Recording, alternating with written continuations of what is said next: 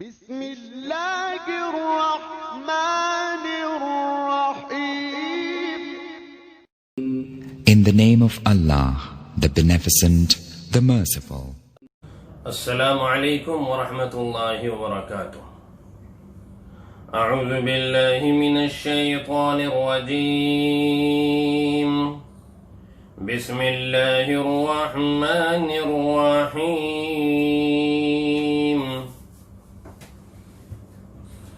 وَلَقَدْ كَانُوا عَاهَدُوا اللَّهَ مِن قَبْلُ لَا يُوَلُّونَ الْأَدْبَارَ وَكَانَ عَهْدُ اللَّهِ مَسْئُولًا.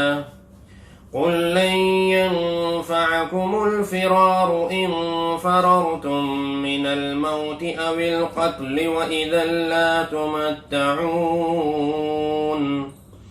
وَإِذًا لَّا تُمَتَّعُونَ إِلَّا قَلِيلًا. قُلْ مَنْ ذَا الَّذِي يَعْصِمُكُم مِّنَ اللَّهِ إِنْ أَرَادَ بِكُمْ سُوءًا أَوْ أَرَادَ بِكُمْ رَحْمَةً وَلَا يَجِدُونَ لَهُم مِّن دُونِ اللَّهِ وَلِيًّا وَلَا نَصِيرًا. قد يعلم الله المعوقين منكم والقائلين لإخوانهم هلم إلينا ولا يأتون البأس إلا قليلا أشحة عليكم. فإذا جاء الخوف رأيتهم ينظرون إليك تدور أعينهم كالذي يغشى عليه من الموت. فإذا ذهب الخوف سلقوكم بألسنة حداد أشحة على الخير أولئك لم يؤمنوا فأحبط الله أعمالهم وكان ذلك على الله يسيرا. يحسبون الأحزاب لم يذهبوا وإن يأتي الأحزاب يودوا لو أنهم بادون في الأعراب يسألون عن أنبائكم ولو كانوا فيكم ما قاتلوا إلا قليلا. صدق الله العظيم.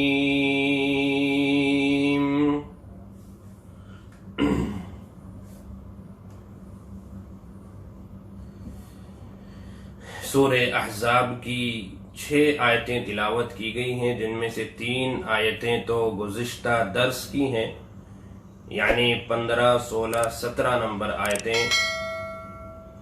ان کا ترجمہ چونکہ باقی تھا، اس لیے آج انشاءاللہ ان کا ترجمہ اور مزید جو 3 آیتیں ہیں اس سے آگے کی، یعنی 18، 19، 20، تو انشاءاللہ ان 6 آیتوں کا ترجمہ اور اس کا خلاصہ انشاءاللہ بیان ہوگا. غزوہ خندق کے بارے میں آپ حضرات بہت تفصیل سے الحمدللہ سن چکے ہیں.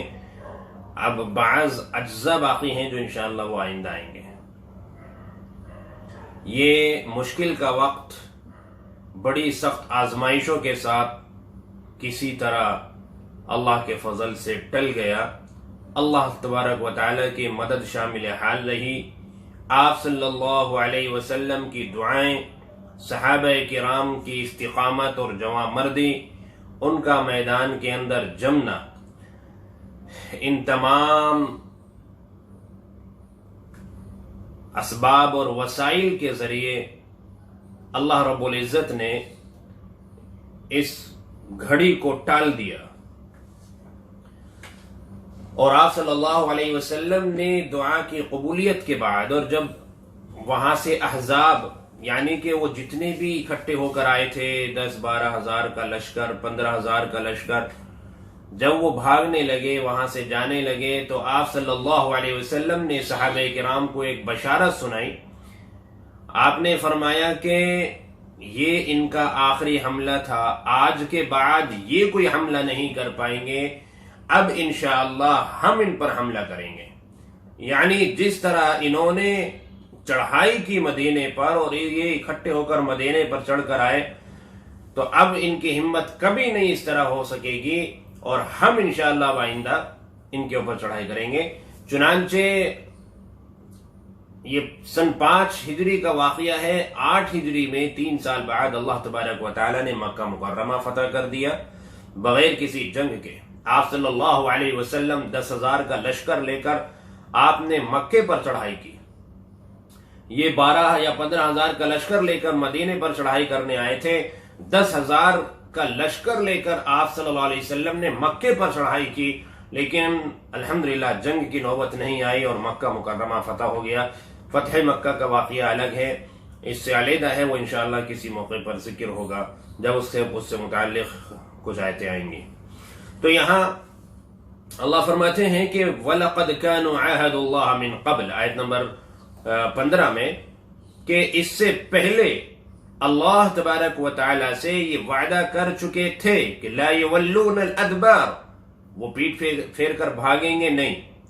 یہ منافقوں کا ذکر ہے یہاں، کیونکہ اس جنگ میں، جنگ خندق میں، غزوہ خندق میں سب سے زیادہ دکھ پہنچا ہے منافقین سے پہنچا ہے، اور ان لوگوں سے جو حلیف تھے، یعنی جن سے ایگریمنٹ تھا، جن سے وعدہ ہو چکا تھا، جن سے عہد و پیمان ہو چکا تھا کہ ہم ان لوگوں کا ساتھ نہیں دیں گے، ہم آپ کے ساتھ ہیں، ان سے زیادہ دکھ پہنچا۔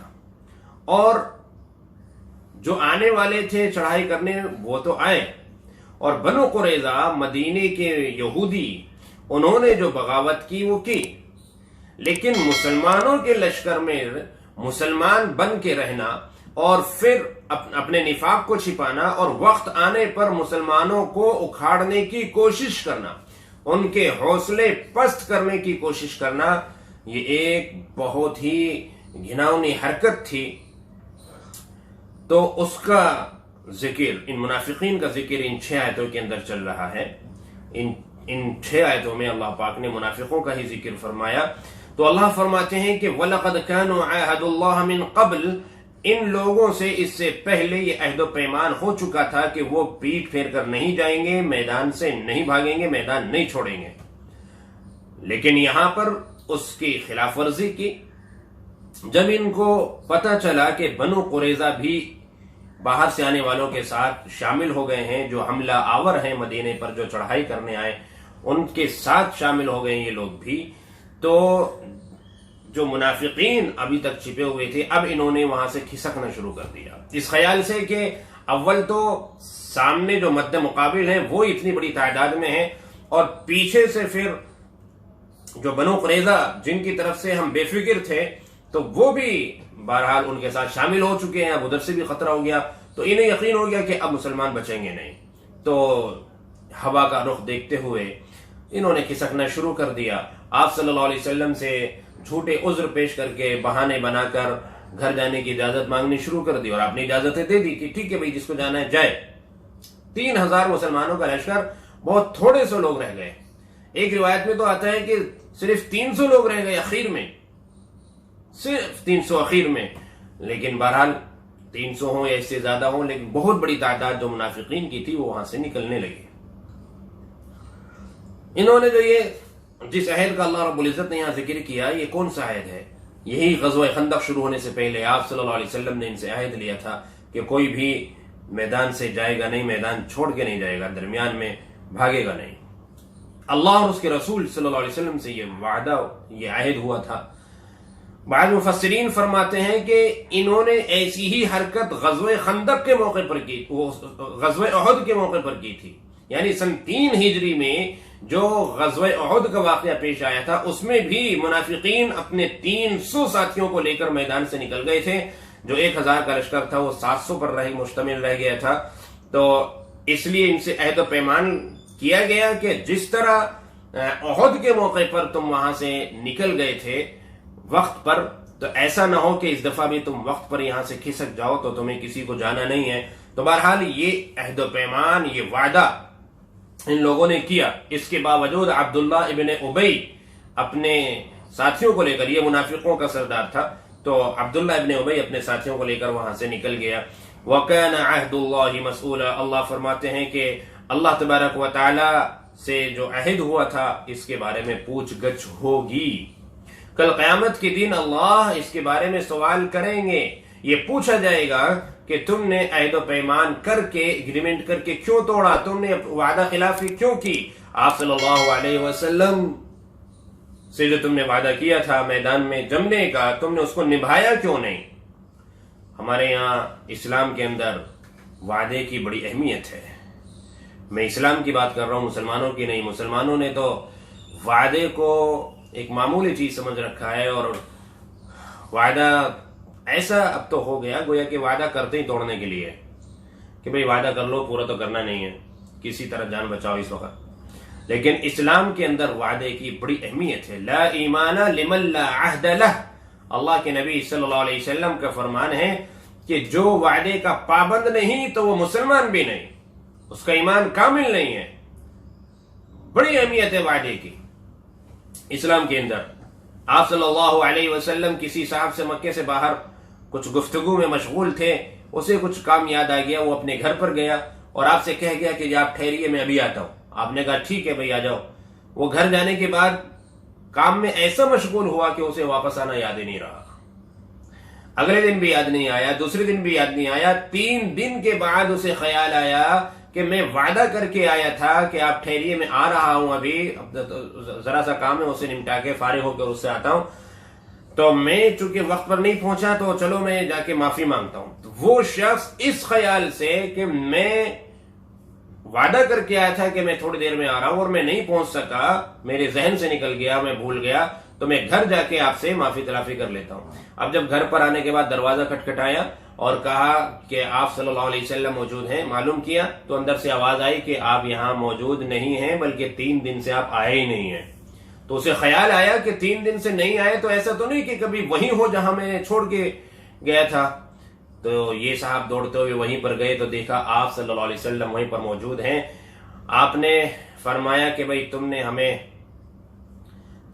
تھوڑا سا دکھ پہنچایا، تکلیف پہنچائی کہ 3 دن سے میں تمہارا انتظار کر رہا ہوں. میں نے تم سے وعدہ کر لیا تھا کہ ٹھیک ہے میں یہیں پر ہوں، تم آ جاؤ. تو جب میں نے وعدہ کر لیا تھا تو میں نے سوچا کہ میں وعدہ خلافی نہ کروں، مجھ سے وعدہ خلافی نہ ہو جائے، تو میں اس خیال سے یہیں رکا رہا. مجھے یہ خیال رہا کہ ایسا نہ ہو کہ میں یہاں سے چلا جاؤں اور پھر تم آؤ اور میں تمہیں یہاں نہ ملوں. 3 دن ہو گئے مجھے تمہارا انتظار کرتے کرتے. آپ صلی اللہ علیہ وسلم جب نماز پڑھنے جاتے تھے کسی کو کہہ کے جاتے کہ بھئی اگر وہ صاحب آ جائے تو ان سے کہنا کہ وہ ابھی آ رہے ہیں، نماز پڑھنے گئے ہیں. قضاء حاجت کے لیے جاتے ہیں تو کسی کو ذمہ داری دے کر جاتے، بھئی کوئی وہ صاحب آئے تو ان سے کہنا کہ آپ صلی اللہ علیہ وسلم قضاء حاجت کے لیے گئے ہیں اور ابھی آ رہے ہیں. تو اس طرح اپنی ضرورتیں پوری کر کے فوراً وہیں پہنچتے تھے آپ صلی اللہ علیہ وسلم کہ میں نے وعدہ کیا تھا کہ بھئی ٹھیک ہے تم آ جاؤ، میں تمہارا انتظار کر رہا ہوں، ایسا نہ ہو کہ تم آؤ اور میں تمہیں نہ ملوں. تو آپ اس سے اندازہ لگائیے کہ وعدے کی کتنی اہمیت ہے. اس لیے ہمیں وعدہ خلافی نہیں کرنی چاہیے، بشرطے کہ وعدہ جائز کام کا ہو، ناجائز کام کا نہ ہو. اگر ناجائز کام کا وعدہ ہے تو پھر اس کو توڑنا ضروری ہے، اور توبہ استغفار بھی ضروری ہے اللہ تبارک و تعالیٰ سے کہ آئندہ میں کبھی کوئی ناجائز کام کا وعدہ نہیں کروں گا. ہاں جو جائز وعدے ہیں تو بہرحال ان کو پورا کرنا انتہائی ضروری ہے. قُلْ لَن يَنْفَعَكُمُ الْفِرَارُ إِنْ فَرَرْتُم مِّنَ الْمَوْتِ أَوِ الْقَتْلِ. اے محمد صلی اللہ علیہ وسلم آپ ان سے کہیے کہ تمہارا موت سے یا قتل سے بھاگنا کچھ نفع نہیں دے گا، یعنی کوئی فائدہ نہیں ہے. تم آج میدان سے بھاگ رہے ہو مرنے کے ڈر سے یا قتل ہونے کے ڈر سے، لیکن اس سے کوئی فائدہ نہیں ہے. اللہ تبارک و تعالیٰ نے اگر موت لکھی ہے تو آئے گی، نہیں لکھی تو نہیں آئے گی، اور اللہ نے جس طرح سے لکھی اس طرح سے آئے گی. تم یہاں سے اگر بھاگ جاؤ گے اور اللہ نے تمہاری قسمت میں موت لکھی ہوگی تو بچ تو پھر بھی نہیں پاؤ گے. تو اس لیے تم بغاوت کر کے اور اللہ کے حکم کی خلاف ورزی کر کے کیوں میدان چھوڑ کے جا رہے ہو؟ اور اگر چلو تم بچ بھی گئے تو کب تک؟ وَإِذَا لَا تُمَتَّعُونَ إِلَّا قَلِيلًا، کہ تم کچھ دن ہی تو دنیا میں رہ کر دنیا کی لذت حاصل کر سکو گے، دنیا سے نفع اٹھا سکو گے. ہمیشہ تو نہیں رہ سکتے نا دنیا کے اندر، یہاں سے جانا تو ہے ہی ہے نا آخر. تو کیوں ہم بغاوت کر کے اور میدان چھوڑ کے اپنی دنیا بھی خراب کریں اور اپنی آخرت بھی خراب کریں؟ اس لیے اللہ تبارک و تعالیٰ فرما رہے ہیں کہ یہ تو آپ چھوڑ دیں کہ بھئی تم بچ جاؤ گے، موت آنی ہوگی تو آئے گی۔ خالد بن ولید کو دیکھ لیجئے، فرماتے ہیں کہ جتنے بھی غزوات ہوئے میں سب میں نے شرکت کی اس خیال سے کہ مجھے شہادت مل جائے، لیکن میری قسمت میں شہادت نہیں تھی، میں اپنے بستر پہ اپنی موت مر رہا ہوں اپنے بستر پر۔ تو اس کا بڑا افسوس تھا حضرت خالد بن ولید کو۔ تو یہ اللہ تبارک و تعالیٰ نے دکھایا، پوری امت کے لیے نمونہ بنایا صحابہ کرام کو کہ زندگی موت اللہ تبارک و تعالیٰ کے قبضے میں ہے، اللہ نے جس طرح سے لکھی ہے اس کو اللہ جانتے ہیں اچھی طرح۔ قل من ذا الذي يعصمكم من الله ان اراد بكم سوءا او اراد بكم رحمة، آپ ان سے یہ بھی پوچھئے کہ اگر اللہ تبارک و تعالیٰ کوئی تمہیں نقصان پہنچانا چاہے، اللہ نے فیصلہ کر لیا ہو تو کوئی ہے جو بچا سکتا ہے؟ یا اللہ نے تمہیں کوئی نفع، کوئی رحم و کرم کا معاملہ تمہارے ساتھ کرنے کا ارادہ کر لیا ہو تو کوئی ہے کہ جو تم تک وہ نفع پہنچنے سے رکاوٹ بن سکتا ہے؟ نہیں، اللہ رب العزت کے فیصلے میں کوئی رکاوٹ بن ہی نہیں سکتا، اور اللہ اپنے فیصلے کو انجام تک پہنچانا اچھی طرح سے جانتے ہیں، اور جتنی بھی رکاوٹیں بیچ میں آ سکتی ہیں ان سے نمٹنا بھی اللہ تبارک و تعالیٰ اچھی طرح سے جانتے ہیں۔ تو لہذا اللہ کی ذات پر اعتماد اور یقین اور بھروسہ مکمل ہونا چاہیے ایمان والوں کو۔ وَلَا يَجِدُونَ لَهُم مِّن دُونِ اللَّهِ وَلِيًّا وَلَا نَصِيرًا، اور اللہ تبارک و تعالیٰ کے علاوہ تم اپنا کسی کو کوئی مددگار، حامی اور دوست نہیں پاؤ گے، یعنی کہ اللہ تبارک و تعالیٰ ہی مددگار ہیں۔ اگر بچاؤ ممکن ہے تو اللہ ہی سے ممکن ہے، اللہ سے دعا مانگی جائے، اللہ رب العزت کے حکموں کو پورا کیا جائے، اللہ تبارک و تعالیٰ کے حکموں کی خلاف ورزی نہ کی جائے، اور اللہ تبارک و تعالیٰ کو کے راضی کرنے والے اعمال کیے جائیں۔ تو جب تم اللہ سے دعا مانگو گے تو اللہ تبارک و تعالیٰ کی طرف سے تمہاری مدد ہوگی۔ تو مدد اور بچاؤ اللہ تبارک و تعالیٰ کی ذات سے متیقن ہے، یقینی ہے، لیکن اللہ کے علاوہ تم کہیں بھی دنیا کے اندر چلے جاؤ، اگر اللہ رب العزت نے فیصلہ کر لیا نقصان پہنچانے کا، پھر کوئی بچا نہیں پائے گا۔ اب آیت نمبر 18 میں اللہ فرماتے ہیں قد يعلم الله المعوقين منكم، تم میں سے جو رکاوٹ بن رہے ہیں، والقائلین لاخوانهم هلم الینا، اور جو اپنے بھائیوں سے کہہ رہے ہیں کہ چلو ہمارے ساتھ، چھوڑو میدان، کیوں اپنے آپ کو موت کے منہ میں دھکیل رہے؟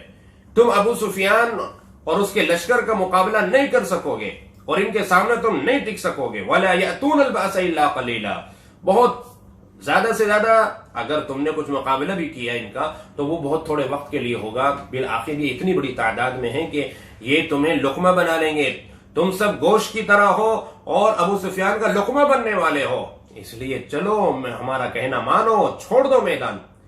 یہ بات کہنے والا عبداللہ ابن ابی منافقوں کا سردار تھا، جو صحابہ کرام کے اندر ڈر پیدا کرنے کی کوشش کر رہا تھا، اور ڈر ایسی چیز ہے جس سے کہ پیر اکھڑ جاتے ہیں اور پھر میدان میں انسان جم نہیں پاتا۔ تو قابو رکھنے کی ضرورت ہے، جمنے کی ضرورت ہے، اور ڈر کو دل سے نکالنے کی ضرورت ہوتی ہے۔ یہاں یہ اور ڈر پیدا کر رہا ہے، انتشار پیدا کرنے کی کوشش کر رہا ہے مسلمانوں کے درمیان۔ تو اللہ فرما رہے ہیں کہ اچھی طرح اللہ جانتا ہے ان لوگوں کو کہ کون رکاوٹ بن رہے ہیں اور لوگوں کو اکھاڑ رہے ہیں میدان سے۔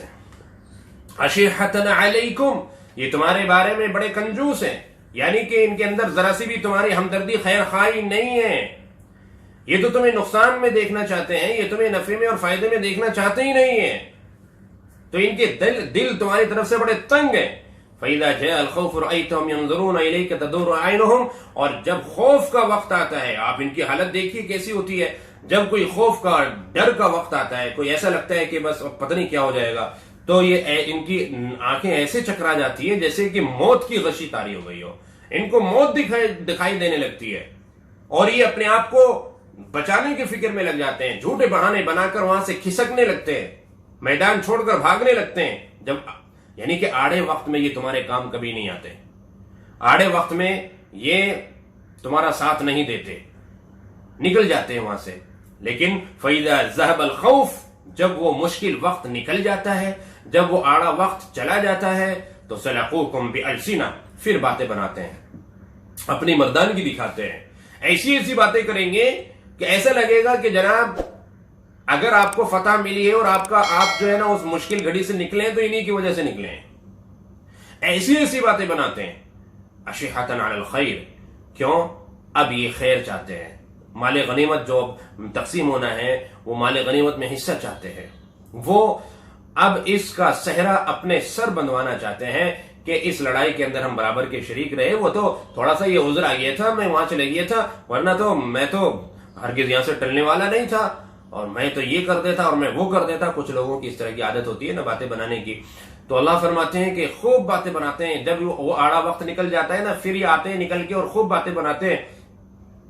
کیا ہے کہ بھلائی ٹٹولنے کے, بھلائی حاصل کرنے کے لیے, بھلائی لینے کے لیے. تو بھلائی کچھ لوگ صرف ظاہر میں دکھاوے کے لیے شریک آپ کے ساتھ ہوتے ہیں, حقیقت میں آپ کا ساتھ دینا چاہتے ہی نہیں ہیں. وہ دکھاوے کے ہوتے ہیں اور وہ بھلائی لینا چاہتے ہیں اور کچھ نہیں. اللہ فرماتے ہیں اولئک لم یؤمنوا, یہ لوگ صحیح معنی میں ایمان والے ہیں ہی نہیں, یہ مومن ہی نہیں ہے. اگر مومن ہوتے تو ان کی یہ حرکتیں نہ ہوتی. فاحبط اللہ اعمالهم, اللہ تبارک و تعالی نے ان کے اعمال غارت کر دیے. یعنی کہ یہ اگر تھوڑی بہت نیکیاں انہوں نے شرکت کر کے کی بھی ہیں تو بھی اس سے کوئی ان کو فائدہ حاصل ہونے والا نہیں ہے, آخرت میں ان کے کام آنے والی نہیں ہے. اس لیے کہ تمام اعمال کا دار و مدار ایمان پر ہے, اور ایمان ہی نہیں ہے تو پھر کچھ بھی نہیں ہے. اگر ایمان ہوتا تو ان کی تھوڑی سی شرکت بھی اللہ تبارک و تعالیٰ اس پر بہت بڑا اجر دے دیتے اگر اخلاص ہوتا اور ایمان ہوتا. لیکن ان کے اندر نہ اخلاص ہے نہ ایمان ہے, یہ تو منافق ہیں. یہ تو آپ کے ہمدرد اور خیرخواہ کیا ہوتے ہیں, آپ کو نقصان میں دیکھنا پسند کرتے ہیں. تو اللہ تبارک و تعالیٰ ان کے اعمال کو غارت کر دیں گے. اللہ کی ذات سے یہ بات بہت بعید تھی کہ ان کے اعمال غارت ہوں. اللہ تو کسی کی محنت کو ضائع نہیں کرتے, لیکن ان کے اعمال ہی خود جو ہے صحیح نہیں, اسی کے اندر کھوٹ ہے, اسی میں دیمک لگا ہوا ہے. تو اس لیے اللہ کے لیے بہت آسان ہے. ایسا نہیں ہے کہ اللہ تبارک و تعالیٰ اس کی محنت کا پھل ان کو دیں گے, اس محنت کا کوئی پھل ان کو ملنے والا نہیں ہے. اور ان کی حالت دیکھیے, یحسبون الاحزاب لم یذهبوا, یہ تصور کر رہے ہیں کہ ابھی وہ لوگ گئے نہیں ہیں. یعنی کفار, ان کے اندر ڈر اتنا بیٹھا ہوا ہے, ان کے اندر گھبراہٹ اتنی ہے, یہ اتنے ڈرپوک ہیں, یہ اتنے کمزور ہیں, اتنے بزدل ہیں. اللہ فرما رہے ہیں کہ ان کے جانے کے باوجود ان کو یہ خیال ہے کہ بھئی وہ گئے ہی نہیں ہیں, جیسے کہ ابھی وہ مصیبت ٹلی نہیں ہے. وَإِن يَأْتِ الْعَذَابُ, اور اگر دوبارہ وہ لوگ پلٹ کر آ جائیں نا حملہ کرنے کے لیے, اتنا ڈر ان کے اندر ہے, اتنے بزدل ہیں یہ کہ یودو, یہ چاہیں گے کہ لو انہم باتون فی الاعراب, یہ کہیں گاؤں دیہات میں دور چلے جائیں اور یہ شہر میں رہیں ہی نہیں مدینے میں. یسألون عن انبائکم, وہیں سے جو ہے نا تمہاری خبریں پوچھتے رہیں کہ ہاں بھئی مسلمانوں کا کیا حال ہوا, بھائی کیا ان کے ساتھ بنا, وہ مارے گئے یا کیا ہو گیا ان کے ساتھ, وہیں سے بیٹھے ہوئے پوچھتے رہیں. وَلَوْ كَانُوا فِيكُمْ مَا قَاتَلُوا إِلَّا قَلِيلًا, تو یہ جو ہے لڑنے والے نہیں ہیں تمہارے ساتھ مل کر, ہاں تھوڑا بہت دکھاوے کے لیے شریک ہو سکتے ہیں, ورنہ تو نہیں. ان کے اندر ہمت ہی نہیں, بڑے بزدل, ڈرپوک اور بہت ہی زیادہ گھبرانے والے لوگ ہیں. تو اگر خدا نخواستہ آپ کے ایسے حالات پیدا ہو جائے نا تو ان کا تو خیال یہ ہے کہ یہ کہیں یہاں سے ہی نکل جائیں, یہاں رہے نہیں شہر کے اندر. اب دیکھیے اللہ پاک نے کیا نقشہ کھینچا ہے منافقین کا.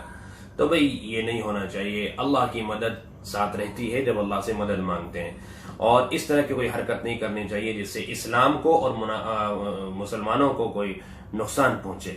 ایسا کوئی عمل, ایسا کوئی قدم کبھی نہیں اٹھانا چاہیے. اللہ کو ہر کسی کے عمل کی خبر ہے, ہر ایک سے اللہ تبارک و تعالی واقف ہے. اللہ سے کسی کا بھی عمل چھپ نہیں سکتا. تو لہذا ہمیشہ اللہ کے لیے مخلص رہیں, اپنا ایمان مضبوط بنا کے رکھیں, اللہ کی ذات پر اعتماد ہو, اللہ تبارک و تعالی پر پورا بھروسہ اور یقین ہو, اور اس طرح کا کوئی کام نہ ہو کہ اللہ سے وعدہ خلافی ہو رہی ہے. وعدے کی اہمیت کو سمجھیں, اپنے ایمان کو سمجھیں, اور استقامت کے ساتھ جب انشاءاللہ دین پر یہ حالات آتے ہیں ایمان والوں کو مضبوط کرنے کے لیے, اس طرح کے حالات, اس طرح کی آندھیاں, اس طرح کے طوفان آتے ہیں, یہ آتے رہے ہیں, ہمیں تو اللہ تبارک و تعالیٰ سے عافیت کی دعا مانگنی ہے کہ اللہ پاک عافیت کا معاملہ فرمائے. ہم سخت آزمائشوں کے قابل نہیں ہیں, کمزور ہیں, لیکن خدا نہ خواستہ اگر آ جائے تو بھائی پھر اللہ سے جو ہے نا مدد مانگیں. تو یہی جو ہے نا سنت طریقہ ہے. اللہ تبارک و تعالیٰ ہم سب کو عمل کی توفیق عطا فرمائے. السلام علیکم.